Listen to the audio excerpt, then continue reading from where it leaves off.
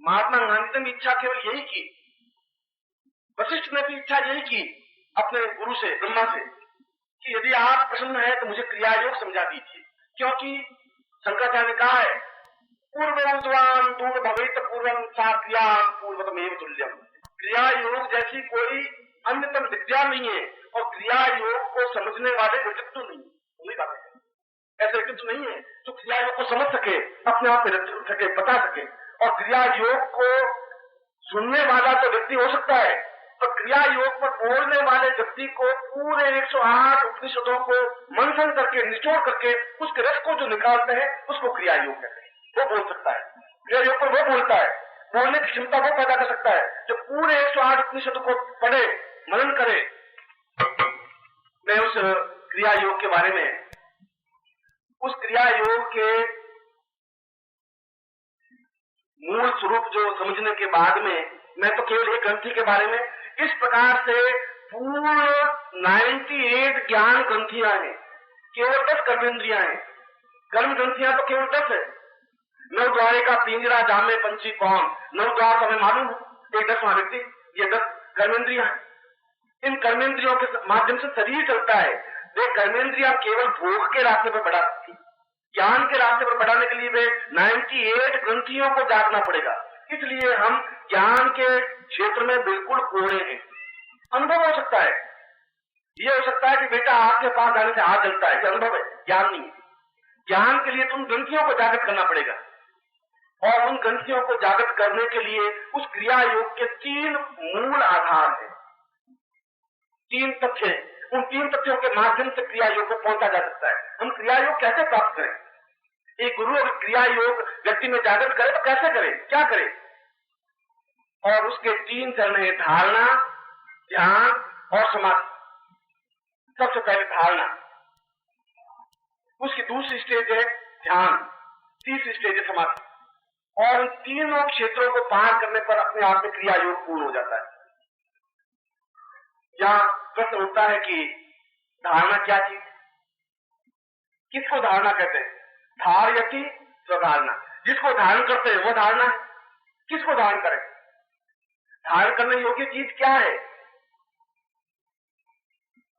धारण सापेक्षता में धारण होती है। हम तेल में तेल मिला सकते हैं, पानी में पानी मिला सकते हैं, दूध में दूध मिला सकते हैं, पर पानी में तेल नहीं मिला सकते। वो अलग रहेगा, तेल अलग रहेगा, पानी अलग रहेगा। कबीर ने कहा है कि जल में कुंभ, कुंभ में जल है, बाहर भीतर पानी, फूटा कुंभ जल जल ही समाना, ये तथ कहा गया नहीं। ये ज्ञान है। उस घड़े, उस नदी में डुबाया हुआ है, घड़े के अंदर भी पानी है, घड़े के बाहर नदी का पानी है जो बह रहा है, मगर घड़े का पानी अलग है, नदी का पानी अलग है। उस घड़े को फोड़ेंगे तो घड़े का पानी उस पूरे पानी में मिलेगा, और मिलेगा वह ज्ञान की चेतना है। ये घड़ा है, ये सब घड़े हैं, ये नदी है जो प्रवाहशील है, मगर तुम्हारे और मेरे बीच में मिट्टी की एक दीवार है जिसको घड़े की दीवार कहते हैं। फूटा कुंभ, घड़े को पहले फोड़ना पड़ेगा। फूटा कुंभ जल जल ही समाना, वो जल जो घड़े के अंदर बासी जल है, रुका हुआ जल है, प्रवाहमान जल नहीं है, बहता हुआ जल नहीं है, बहता हुआ नदी का जल है। अब घड़ा अंदर तो है, उस घड़े के पानी की इच्छा भी हो रही है कि इस नदी में मिल जाऊं, मगर बीच में एक रेखा है, बीच में एक पूरा एक पर्दा है, उस पर्दे को माया कहते हैं। और माया है पत्नी, ये पुत्र, ये बंधु, ये बांधव, ये धन, ये आराम, ये माया। और माया और ब्रह्म के बीच में डिफरेंस नहीं। जब माया को खत्म कर देंगे तो अपने आप में पूर्ण क्रिया की ओर अग्रसर हो जाएगी। उस माया के आवरण को तोड़ने के लिए जिस चीज को धारण किया जाता है उसको धारणा कहते हैं। धारणा वो चीज, क्योंकि इसलिए कि मुझे वो माया का पर्दा तोड़ देना है। माया का पर्दा टूटेगा नहीं तब तक उसमें मिलेंगे नहीं। उस जल में जो प्रवाहमान जल है, मैं नदी हूं और बह रही हूं पिछले 5000 वर्षों से, 10,000 वर्षों से, 25,000 वर्षों से मेरा उसका उद्गम वशिष्ठ, विश्वामित्र, गर्भ कड़ाक रहे, और इस नदी का समापन पूर्णता की ओर 16 कला के आसपास है। मैं बीच में, और तुम्हारा एक घड़ा मेरे बीच में है, और तुम्हारा जल मेरा ही जल, मेरे जल से भरा हुआ है, मगर वो बासी है। उस जल में अपने आप में पूर्णता नहीं है, और वो घड़े का जल मुझे मिलना जरूरी है। इसीलिए शंकराचार्य ने कहा कि दोनों सापेक्षता में वह जल और वह जल मिल सकता है। अगर हम बीच के पर्दे को तोड़ दें, इसलिए धारण करने की क्रिया के लिए देवता को धारण कर नहीं सकते, इसलिए देवता को शरीर में धारण नहीं कर सकते, देवता कुछ होता ही नहीं। इसलिए नहीं होता कि जो हम यहाँ चित्र बनाया है, मैंने ये चित्र बनाया है कमला का, या चित्र बनाया है बगलामुखी का, इस चित्र को बनाया है लक्ष्मण नाम के पेंटर ने, और लक्ष्मण पेंटर ने तो कभी बगलामुखी का दर्शन किए नहीं, अपनी जिंदगी में किए नहीं। जब दर्शन किए नहीं तो प्रामाणिकता के साथ बगला का चित्र नहीं बना सकता, इसलिए वो चित्र प्रामाणिक है ये नहीं कह सकते, और जिसने देखा है वो चित्र नहीं बना सकता। अगर मैंने देख लिया है बगला का बिंब तो मेरे पास तूलिका नहीं है मैं ऐसा चित्र बना सकूं, और जिसने चित्रकारी सीखी है उसको बगला चित्र के ज्ञान नहीं है, बगला के दर्शन कैसे। इसलिए जो चित्र बनाया है वो प्रामाणिक नहीं हो सकता, प्रामाणिक तो जो बिंब विजन में आता है वो प्रामाणिक है।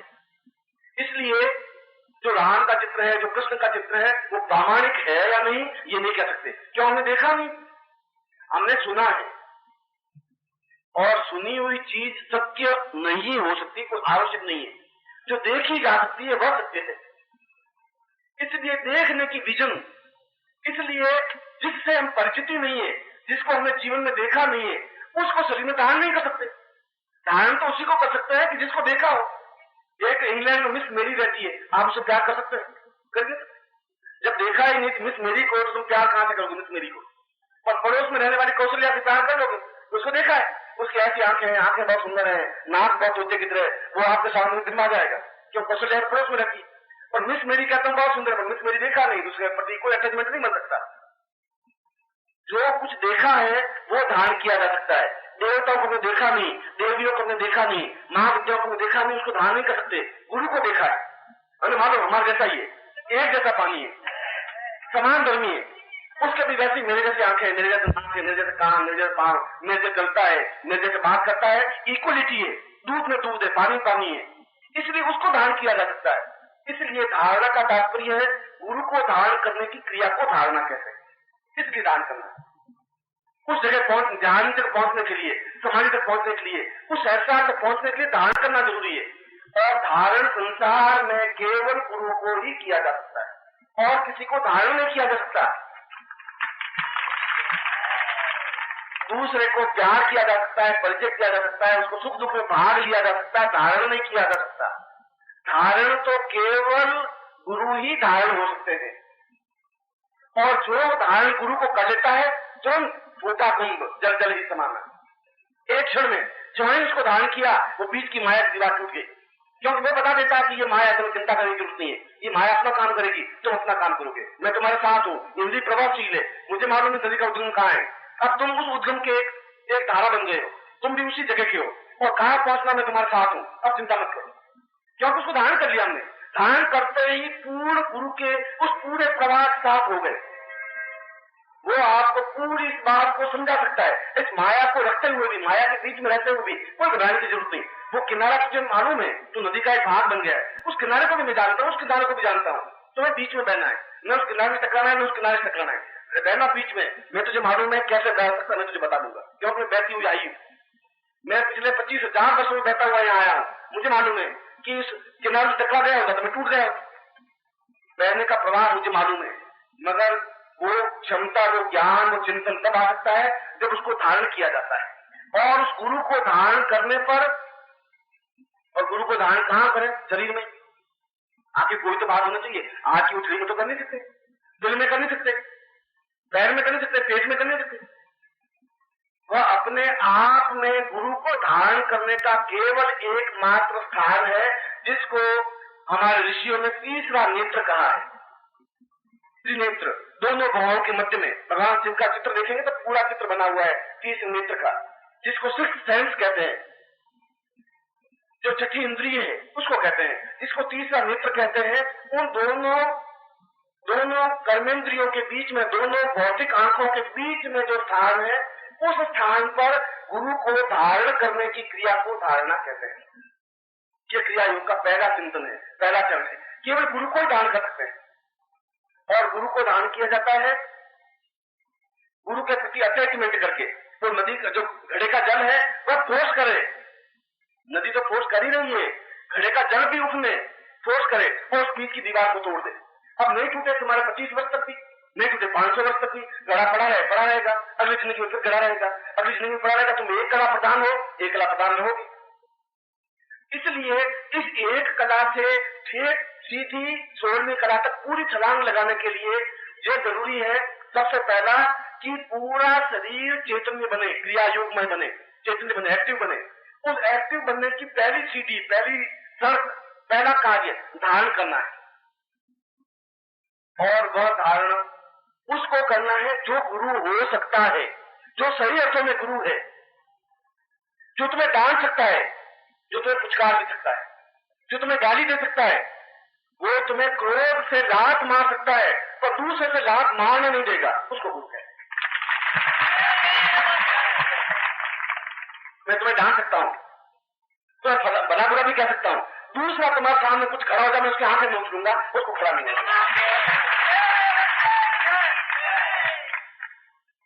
इस क्रिया योग के शिविर में ये मेरे पास 2 दिन है और मैं कहता हूं तो 2 दिन तो कम से कम 200 वर्षों के बराबर है। 2 दिन मामूली नहीं है। यदि देने वाला सही हो और लेने वाला सही हो तो 2 दिन तो बहुत बड़ी बात है।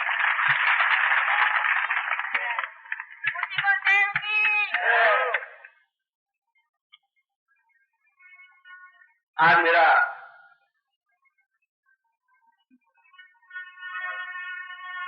जन्मदिन है और जन्मदिन मनाने का मतलब ये होता है कि व्यक्ति एहसास करता है कि मैं मृत्यु की ओर अग्रसर हो रहा हूं।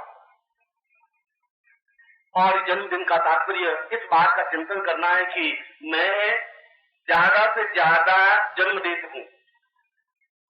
उस पंडित जी ने कहा कि 3 साल पहले कितना पंडाल भरा हुआ तो मैंने कम लोगों को जन्म दिया था। मैं भी इस बात को स्वीकार करता हूं।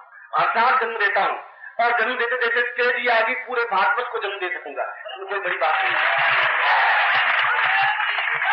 यह जन्मदिन अपने आप में इस बात के लिए मुझे संतोष देने का नहीं है कि मैं अब इतने वर्ष का हो गया, क्योंकि जो बात अरुण ने कही कि ये बात ध्यान रखना चाहिए कि गुरु के शरीर का, उसके स्वास्थ्य का एकदम से ध्यान रखना चाहिए।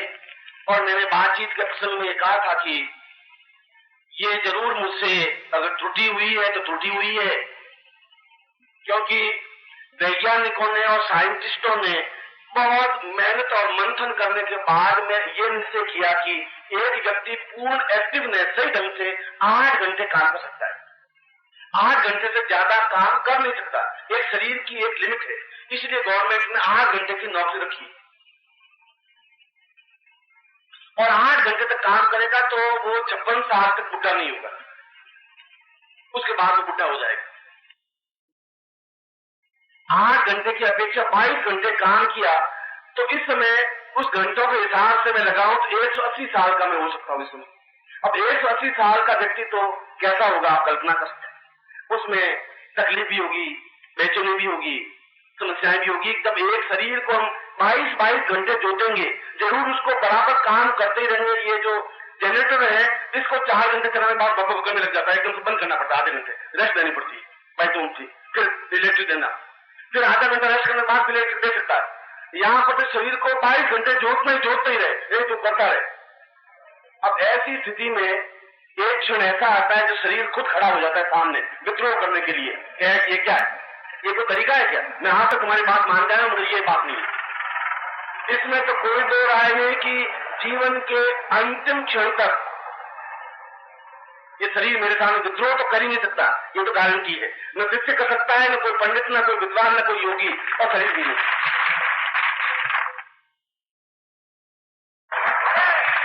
निष्क्रिय वो रहे हैं, इसमें कोई दो राय नहीं, मगर मैं निष्क्रिय बने रहना, मैं खुद निष्क्रिय नहीं हूं तो उसको निष्क्रिय नहीं रख सकता।